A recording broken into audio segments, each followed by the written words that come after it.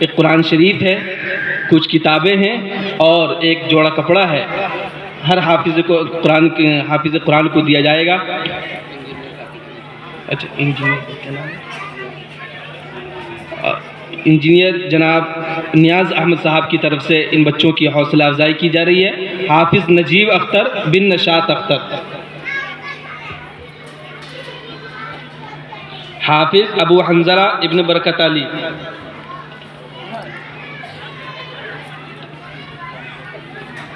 ماشاءاللہ بہت ہی خوب۔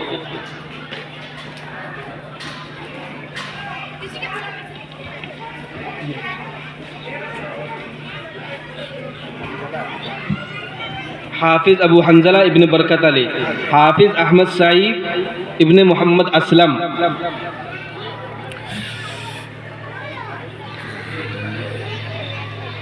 یقیناً بچے مبارکباد کے مستحق ہیں اور ان کے والدین بھی کہ انہوں نے اپنے بچوں کو قرآن شریف کی تعلیم دی اور ان کے لیے اس چیز کو یعنی قرآن کریم کی تعلیم کو ضروری سمجھا۔ ان کے اساتذہ کرام سے بھی بالخصوص گزارش ہے کہ وہ بھی اسٹیج پر تشریف لائیں اگر موجود ہیں۔ یقیناً ان بچوں کی کامیابی میں ان اساتذہ کرام کا بھی بڑا اہم رول ہے، بلکہ ان کا ہی اہم رول ہے۔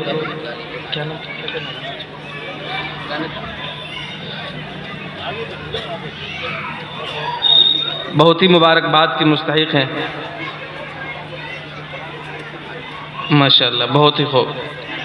جناب حافظ سیف ابن محمد قیس،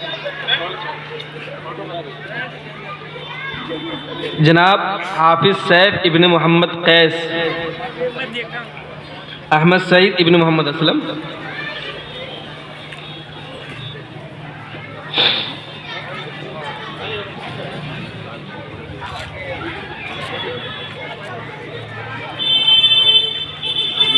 حافظ سیف ابن محمد قیس،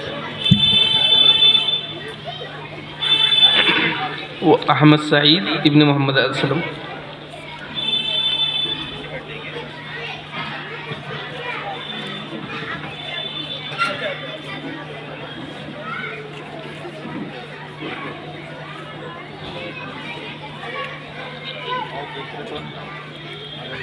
دو ہو گئے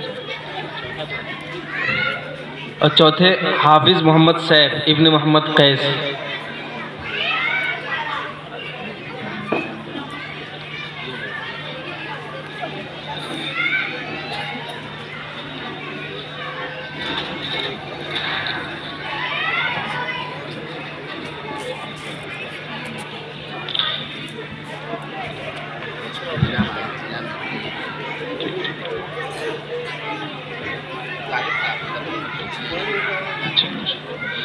ماشاءاللہ ان بچوں کی حوصلہ افزائی کے لیے طاہر خان سیفی کی طرف سے کچھ انعامات بھی دیے گئے ہیں رقم کی شکل میں، وہ یہاں موجود ہے۔ ماشاءاللہ اللہ تعالیٰ ان کی برکت عطا فرمائے۔ بہت خوب۔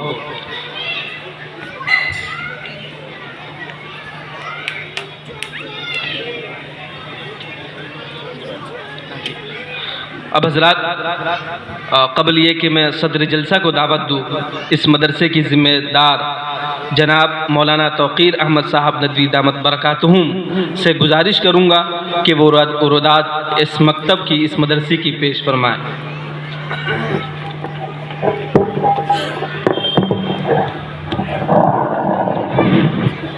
تھوڑا نیچے کریں۔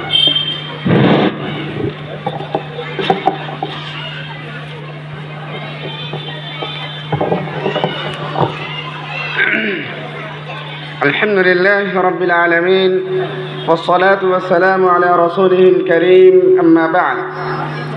محترم سامعین، مدرسہ اور مکتب کا وجود ایک مسلم معاشرے کے لیے ریڑھ کی ہڈی کی حیثیت رکھتا ہے۔ جس طرح انسانی جسم کے قیام کا دار و مدار ریڑھ کی ہڈی پر ہے، ٹھیک اسی طرح مسلم معاشرے میں اسلامی تہذیب و تمدن، اقدار و روایات اور مذہبی تشخصات کے قیام و بقا کا مدار بھی مدارس و مکاتب پر ہے۔ انگریزوں کے اس ملک سے جانے کے بعد بر صغیر میں جو اسلامی چہل پہل ہے اور مسلمان اپنی شناخت کے ساتھ زندہ ہیں، تو انہی مکاتب و مدارس کی بدولت ہے۔ بقول شاعر مشرق علامہ اقبال، اگر یہ مدارس و مکاتب نہ ہوتے تو سوائے جامع مسجد، لال قلعہ اور تاج محل کے مسلمانوں کے کوئی آثار اور نشان ہندوستان میں موجود نہ ہوتے۔ موجودہ ماحول میں اسی ایمانی جذبے اور شعور کے ساتھ علاقے کے خدا ترس اکابر علماء کی دعاؤں اور مشوروں سے بتاریخ 29 جمادی الثانی 1442 ہجری مطابق 11 فروری سن 2021 عیسوی بروز جمعرات حفظ قرآن و دینیات اکیڈمی کا قیام عمل میں آیا۔ اکیڈمی آغاز ہی سے اپنے مقاصد میں سرگرم ہے۔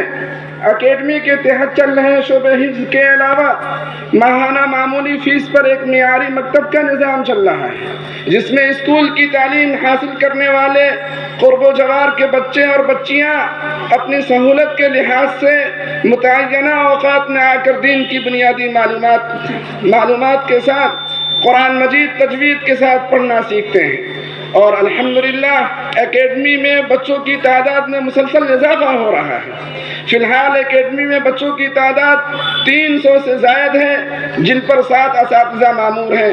اب تک شعبہ حفظ سے 9 لڑکوں نے حفظ قرآن مکمل کیا ہے اور 80 سے زائد بچوں اور بچیوں نے ناظرہ قرآن مکمل کیا ہے۔ اسی طرح جز وقتی کوچنگ کرنے والے بچوں کی تعداد تقریباً 50 ہے اور 282 چھوٹے بچے ہیں جو ابتدائی دینی تعلیم کے مرحلے میں ہیں۔ اکیڈمی کے تحت چل رہے شعبہ حفظ سے استفادہ کرنے والے طلباء 2 طرح کے ہیں، کل وقتی اور جز وقتی۔ کل وقتی بچوں کے تعام کے ساتھ قیام کے لیے دارالاقامہ کا بھی نظم ہے۔ اچھی تعلیم و تربیت، بہتر سہولیات کے ساتھ دارالاقامہ کا مضبوط نظام بچوں کو فراہم کرنا ذمہ دارانہ اکیڈمی کی ترجیحات میں شامل ہے۔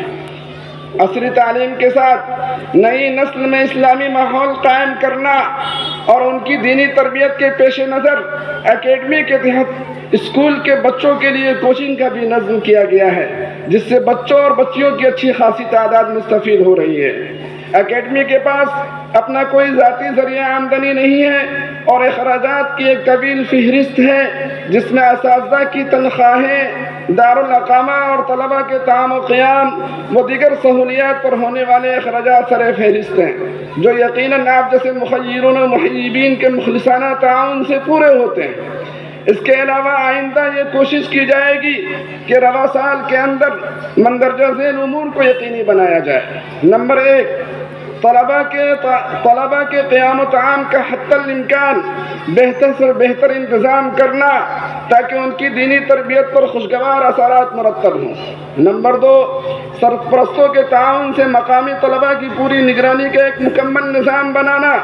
نمبر 3، تعلیم کو بہتر سے بہتر بنانے کے لیے مزید اعلیٰ استعداد کے حامل اساتذہ کا بحال کرنا۔ نمبر 5، خارجی مطالعے اور امتحان کے اچھے نتائج پر انعامات کے ذریعے طلباء کی حوصلہ افزائی کرنا۔ نمبر 6، بچوں کے درمیان علمی مسابقات کروانا تاکہ ان کی صلاحیتیں پروان چڑھ سکیں۔ اس کے بعد سب سے اہم اور فوری ضرورت جس چیز کی ہے وہ اکیڈمی کے لیے جگہ کی خریداری ہے۔ اب تک اکیڈمی کی کوئی ذاتی جگہ نہیں ہے۔ اگر اہل خیر حضرات کا تعاون رہا تو انشاءاللہ جلد ہی یہ ارادہ بھی پایہ تکمیل کو پہنچے گا۔ اس موقع پر مجھے یہ بات کہنے میں کوئی تردد نہیں ہے کہ اللہ تعالیٰ نے روز اول سے ہی اس اکیڈمی کو نیک دل اہل محلہ اور مستعد اساتذہ کی شکل میں خیر خواہوں سے نوازا ہے۔ خاص طور پر میں اپنے والد محترم، بہن بھائیوں اور اہل محلہ کا ذکر کرنا چاہوں گا کہ ان کے تعاون سے یہ اکیڈمی ترقی کی راہ پر گامزن ہے۔ ان سب کے علاوہ اس کی ترقی میں خود طلباء اور ان کی محنتیں اور جانفشانی شامل ہیں۔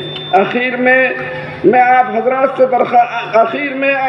سے درخواست ہے کہ اپنے نونہالوں کو اکیڈمی ضرور بھیجیں کہ دین کا سیکھنا ہر ایک پر فرض ہے۔